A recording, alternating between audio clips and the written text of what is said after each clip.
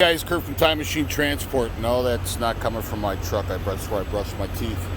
Anyways, I'm going to do a video today on how to, I know I've already done one on how to properly do an oversize, but I'm going to go over on how to secure plates of steel securely. I'm 12 foot wide on this going down to Navasota, Texas. I've already thumped my tires. That's from when I brushed my teeth, not from my truck. And that wet right there is just moisture that was on the ground. And my little buddy Clyde took a dump on my steel plates this morning when I had him up on the deck when I was brushing my teeth. Anyways, so what I do is if you want to truly transport steel plates safely, do an X in the front there. I call it chest strapping or chest chaining. And basically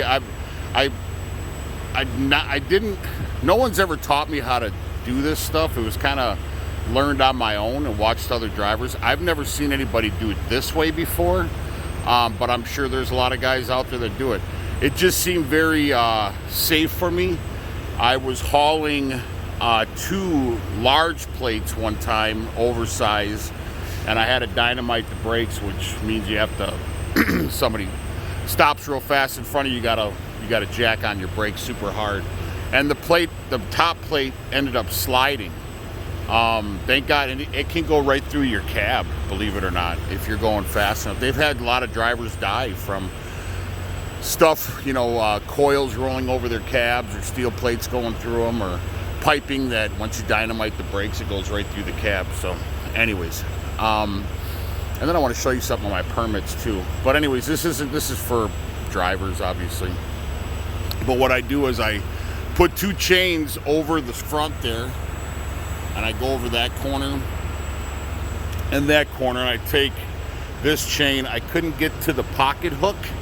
You can see right there where I have just about all my securements are to my pocket, my pocket hooks. But this one I couldn't get to it because the dunnage was in the way. So I had to go around the rub rail. But anyways, and then on the other side, I'll take around the other side. And then you're going to want to definitely do DOT regs state, and some drivers don't know this, believe it or not. Your first securement, so this is my first securement, within 5 feet of this securement, I have to have another securement within 5 feet. It can be 5 feet exactly, but no wider than 5 feet. And the reason for that is if this chain or strap, either or, breaks, you have another one that can pick up the securement if your front one breaks. Believe it or not, I see quite a few trucks out here that don't have that 5 feet securement. And I don't know how the hell they're getting by with it, but hey, more power to them, man. I don't want anybody to get cited, but if you drivers are out there and you want to learn how to save yourself from these plates ever going through your cab, I would go ahead and put 2 X's in the front. You're going to bring one over the top, around the corner on that side, and then I'll go around the other side. So like I said, within 5 feet, and then just whatever makes sense to you. And then on the back side, I did the exact same thing, except that one I could get to my pocket hook or my pocket chain. And if you don't know what a pocket chain, I'll show you. And then, like I said, and I use snap binders. I don't use ratchet binders. And I couldn't, normally I wrap this with a bungee super tight, but I couldn't get a bungee up in there. So I just took it from my hanging chains, which is fine. I stop every couple hours to take a look at the load anyways when I let Mr. Clyde out. So anyways, so this one goes to the pocket hook over the top, and then I have a back strap here. So and then, like I said, that goes over the top, goes around underneath the other corner, and then that side will come around and go underneath and go right there. So like I said, I've seen a lot of people that, these chains are sitting there strapping. I got a out beacon light too on this side. I had a wiring problem. I actually thought it was my toggle switch right there on the end, but it's not. I disconnected it, and it was a long story. I won't go into it, but anyways, so it ended up being that beacon light is shorting out somehow, so I was able to diagnose it. So that's why that one's not on. So anyways, and then like I said, from that side underneath, you go to your pocket hook, and then on your rear as well, 5 feet. Within 5 feet of your first securement, 5 feet you have to have another one. And so this also helps out as well when you're going up mountains or whatever. Your plate's not going to slide, because not all the time you might when you're going to secure these snap binders or your ratchet binders, you might have a chain link that got stuck. Fucking Clyde took a shit on my damn. He said, "Fuck this load, Daddy." So, anyways, but at least he didn't go in the truck. He's doing phenomenal on potty training. Absolutely phenomenal.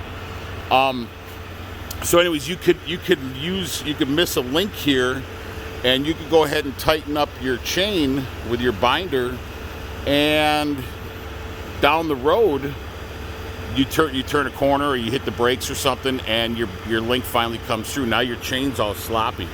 So, you know, I see guys going down the road, man, with sloppy chains and sloppy straps. And I'm not saying I'm perfect. I'm not perfect at all. Trust me. I have flaws. I am human.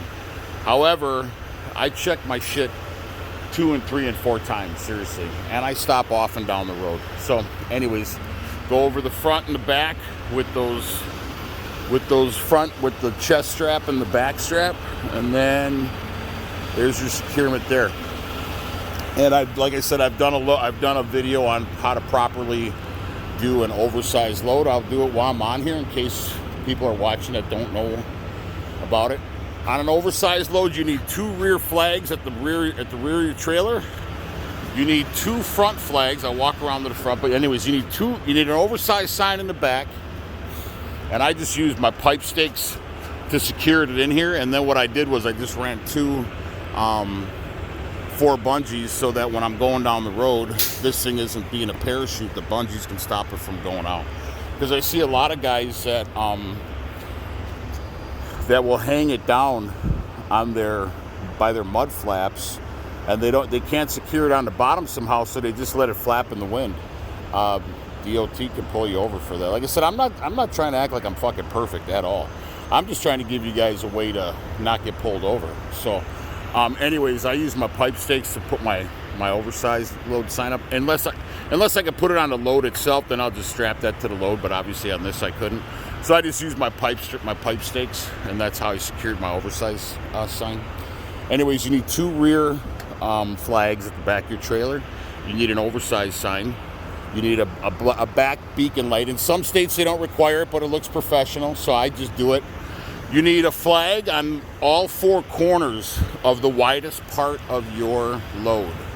So you can see I have 2 there, and I have 2 on the other side. And DOT says it has to be on the widest part of your load.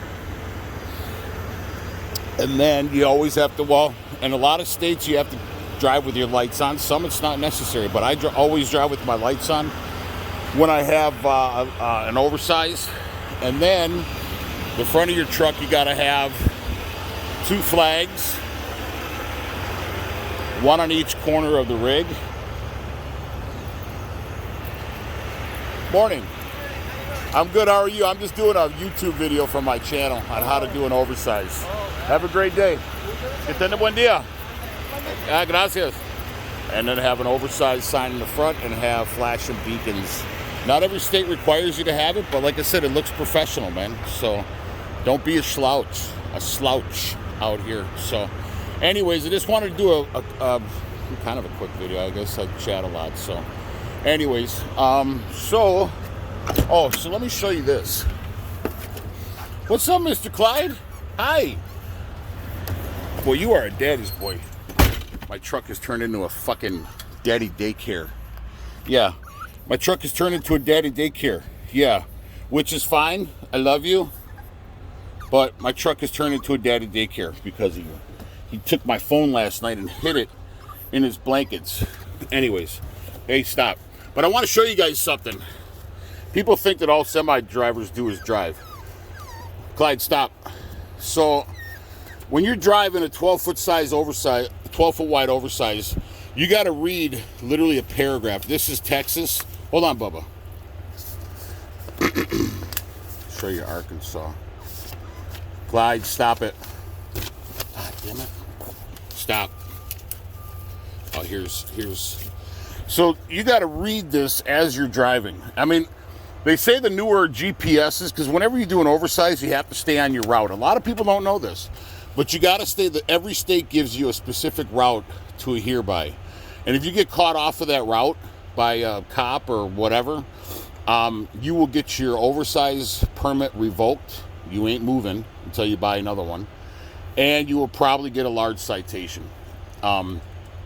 They say the newer GPSs you can put the coordinates in. I don't know, mine's older, so. But anyways, as you're driving, you got to read this and decipher. That's Arkansas. The majority of states are okay, but Arkansas, for some reason, finds it necessary to pull you off the interstate and put you on narrow 2-lane and U.S. highways. This is Texas. Now, you got to read this as you're driving. It's crazy. But anyways, yesterday I got pulled. Not pulled over. I made a wrong turn on in Arkansas on my route. Man, I was praying to God because I was going over narrow bridges. If there was another semi that would have been going the other way, we both would have had to stop and probably back up off the bridges. So thank God that I didn't. It didn't happen. Hey, what are you doing, Clyde? Dang, this dude he's a freaking. Oh, anyways, I hope this video was informative. I hope this video finds you well. Please like and subscribe the channel. Ciao.